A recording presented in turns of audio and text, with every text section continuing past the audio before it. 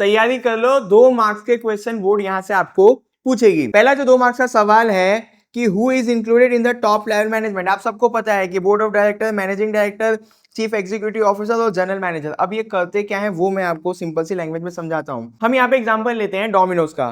तो Domino's pizza के board of director ने ऐसा बोला कि गुजरात के अंदर इस बार हम लोग 100 नए शॉप ओपन करेंगे, मतलब 100 नई ब्रांचेस ओपन करेंगे।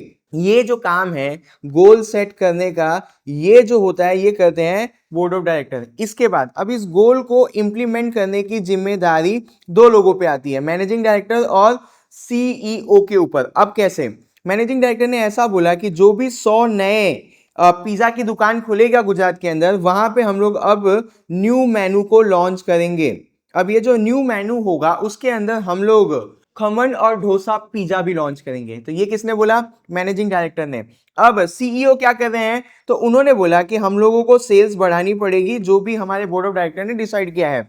तो सीईओ ने बोला डोमिनोज के कि हम लोग 10 मिनट में पिज्जा डिलीवरी करेंगे। अब आप सबको मालूम है कि 10 मिनट में कौन हमारे घर पे सामान देकर जाता है? ब्लिंकिट। डोमिनोज के सीईओ ने किससे टाई अप कर लिया? ब्लिंकिट से, ताकि 10 मिनट में पिज्जा घर पे पहुंच जाए और उनकी सेल्स बढ़ जाए। अब जनरल मैनेजर, मान लीजिए कि बड़ौदा के अंदर कोई एक यूनिट है, उस यूनिट का जो सिंगल बॉस होगा उसको हम लोग बोलेंगे जनरल मैनेजर। तो इस तरीके से टॉप लेवल मैनेजमेंट वर्क करती है। एक सवाल आपको 2 मार्क्स में पूछा जाएगा कि how does the management benefit society. Management से सोसाइटी को कैसे बेनिफिट होता है? बहुत सिंपल से एग्जांपल से समझाता हूं। मान लो कि मैं दुबई के अंदर अमित एकेडमी की ब्रांच खोलने जा रहा हूं। अब दुबई को मैं मान लेता हूं कि वो एक सोसाइटी है। उस सोसाइटी से मैंने उठाए टीचर्स, मैंने वहां से उठाया फर्नीचर और मैंने बिल्ड कर दिया क्लासरूम। तो दुबई की सोसाइटी का मैंने ये सारा रिसोर्स इस्तेमाल किया। मैंने वहां पे मेरी मैनेजमेंट टीम को भेजा ताकि वो ये सारे रिसोर्स का अच्छे से इस्तेमाल कर सके। तो मेरी मैनेजमेंट टीम ने टीचर्स, फर्नीचर और क्लासरूम का यूज करके बनाया टाइम टेबल। फिर उन्होंने सेट किया सिलेबस। अब दुबई की सोसाइटी में हो गया है अमित एकेडमी ओपन। ये जो सारी चीजें पॉसिबल हुई किसकी वजह से हुई? मैनेजमेंट टीम जब वहां पे पहुंची। अब मैनेजमेंट टीम ने ये देखा कि दुबई के अंदर बच्चों का साइंस में 40 मार्क्स आता था 100 में से। हमारी टीम ने वहां पे मेहनत किया, अब बच्चों के 80 to 90 मार्क्स आने लगे साइंस के अंदर। तो मैनेजमेंट का ही इस्तेमाल करके हमने दुबई के सोसाइटी को डेवलप किया। बच्चों को हमने 80-90 तक पहुंचाया 40 से आगे। जब बच्चों के अच्छे मार्क्स आने लगे तो दुबई में उनको जॉब मिलने लगी, जिसकी वजह से उनकी इनकम बढ़ गई। अब दुबई के अंदर बहुत ज्यादा पैसा लिया जाता था। मान लो कि साल का उनसे 50,000 लिया जाता था 10वीं पढ़ाने का, बट हमने बोला हम 25,000 में पढ़ा देंगे। हमारी मैनेजमेंट टीम की वजह से ही हम 50,000 वाली फीस कितने में लेने लगे? 25,000 में लेने लगे। ये हो गया अफोर्डेबल प्राइस फॉर कस्टमर। अब जब बच्चे अच्छा मार्क्स लाएंगे, उनको अच्छी जॉब मिलेगी, तो उनकी लाइफस्टाइल भी अच्छी हो जाएगी, यानी स्टैंडर्ड ऑफ लिविंग भी अच्छी हो जाएगी। ये सब हुआ किसकी वजह से? मैनेजमेंट की वजह से हुआ। तो इस तरीके से मैनेजमेंट सोसाइटी की मदद करती है। आगे एक सवाल आपसे पूछा जाएगा कि discuss various element of price mix. मैं इसको समझाता हूं। यहां पे देखना, पहली लाइन मैंने लिखी हुई है कि customer expect good quality eight reasonable price. मान लेता हूं कि एक पेरेंट्स है, उन पेरेंट्स को कैसा ट्यूशन चाहिए होगा? तो वो बोलेंगे कि गुड टीचिंग होनी चाहिए, बेस्ट नोट्स मिलने चाहिए और डाउट सेशंस होने चाहिए, साथ साथ में हमारे बच्चों का टेस्ट लिया जाना चाहिए। ये सारी फैसिलिटीज एक पेरेंट्स को चाहिए एक कोचिंग से। अब ये सब चाहिए किस दाम पे? तो अफोर्डेबल प्राइस पे चाहिए, सस्ते में चाहिए।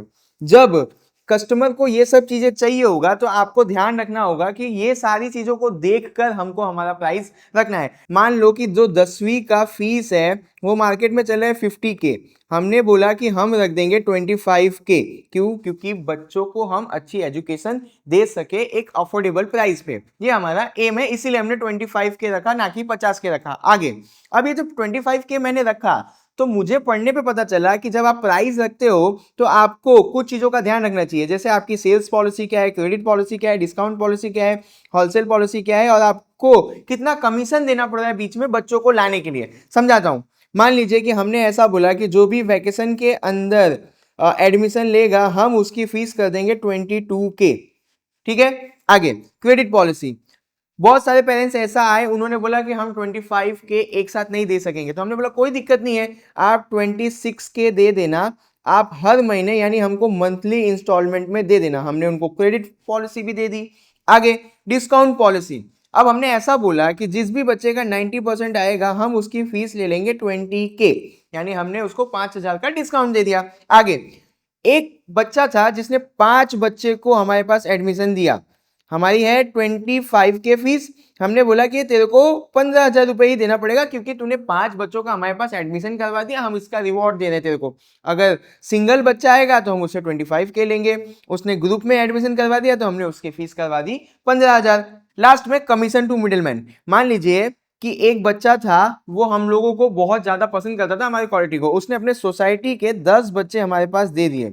अब 10 बच्चे हमको दे दिए तो हमको अच्छा नहीं लगा कि उसने फालतू में इतना मेहनत किया। हमने उसको क्या किया कि 10 बच्चों के ऊपर 10,000 का कैश दे दिया ताकि हमको भी अच्छा लगे कि उसने मेहनत किया है। तो ये सारी चीजों को देखकर भी आपको अपनी प्राइस रखनी होती है। जब मैंने ये सारी चीजें देखी तो मुझे पता चला कि 25K में हमको लॉस होगा, मैंने अपनी फीस कर दी 30K। ये सारी चीजें देख के ही आपको अपनी प्राइस रखनी चाहिए, वरना आपको फ्यूचर में लॉस होगा। तो अब समझ में आ गया होगा आपको कि प्राइस कैसे रखते हैं और प्राइस मिक्स क्या होता है। यहाँ पे एक सवाल आपको 2 मार्क्स का पूछेगी बोर्ड कि व्हाट इज कोऑर्डिनेशन। यहाँ पे मैं आपको अमित एकेडमी के एग्जांपल से समझाता हूँ। मान लीजिए कि एक बच्चा आया, उसने एडमिशन डिपार्टमेंट में फॉर्म भरा, फॉर्म भरने के बाद उसने एडमिशन फी भरी, उसके साथ साथ उसको जो नोट्स देंगे उसका पैसा भरा।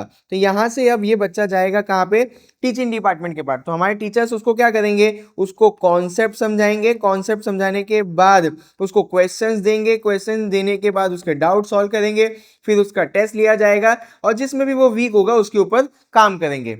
ये सब हो जाने के बाद जब बच्चे का 100 आउट ऑफ 100 आएगा तो ये जाएगा हमारा किसके पास, मार्केटिंग डिपार्टमेंट के पास। अब मार्केटिंग डिपार्टमेंट इन चीजों को फेमस करेगा ताकि हमको और बच्चे मिल सके। वो बैनर बनाएगा, वो पोस्टर बनाएगा, वो इंस्टाग्राम पे ऐड चलाएगा, वो यूट्यूब पे ऐड चलाएगा।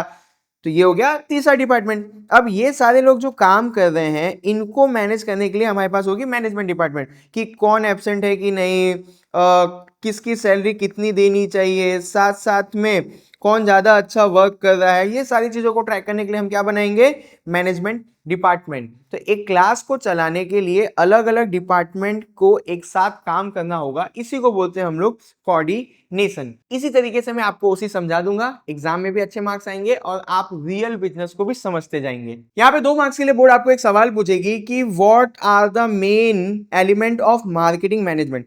मैं आपको ये बताना चाहता हूं कि मार्केटिंग के अंदर इंसान क्या क्या करते हैं। पहला, वो मार्केट रिसर्च करते हैं। मैं अमित एकेडमी के एग्जांपल से आपको समझाता हूं। मान लीजिए कि हमने अंकलेश्वर के अंदर ये चेक किया कि बच्चे किस सब्जेक्ट के अंदर कमजोर हैं। हमको पता चला कि बच्चों का 10वीं में एसएस और इंग्लिश में कम मार्क्स आता है। ये हमने कैसे किया, जब हमने रिसर्च किया और हमने इंफॉर्मेशन को इकट्ठा किया। अब हमारे पास इंफॉर्मेशन आ गया, इस इंफॉर्मेशन को उठा के हम अपने प्रोडक्ट की प्लानिंग और उसको डेवलप करेंगे। हमने क्या किया कि एसएस का जो लेक्चर होता था वो 1 आवर का होता था, अब हमने इसको कर दिया 1.30 मिनट का, यानी 1.5 घंटे की क्लास हमने कर दी।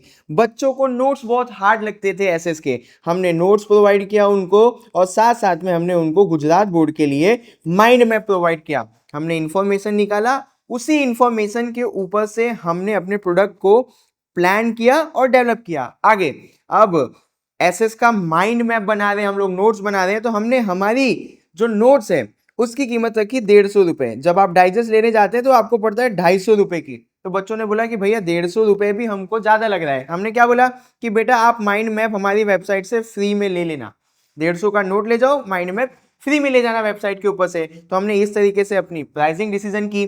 उसके साथ साथ अब ये जो नोट्स बन गए हैं, हमने एसएस को बहुत ताकतवर बना दिया।